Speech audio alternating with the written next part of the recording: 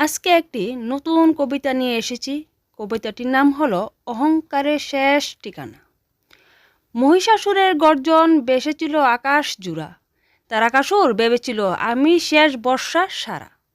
হিরণ্যকশিপু বলেছিল আমারই রাজ্য আমারই শাসন। রাবণের স্বর্ণলঙ্কা পুড়ল এক নিমেষে, নিবে গেল আসন।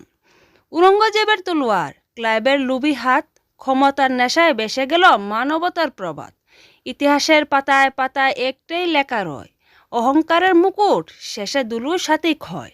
ধন রত্ন অট্টালিকা সোনার সাজে ভিড়, সবই রয়ে যায় মাটির কাছে, মানুষ যায় একা ফির। আত্মীয় স্বজন বন্ধু বান্ধব যতই স্নেহের বাঁধন, শেষ যাত্রাপথে কেউ থাকে না, শুধু নীরবতার সঙ্গী তখন। গান যদি দম্ভের আগুন, প্রতিভা যদি গর্ব, তবে সে আলু নয়, সে শুধু নিজেরই সর্বনাশের রূপ।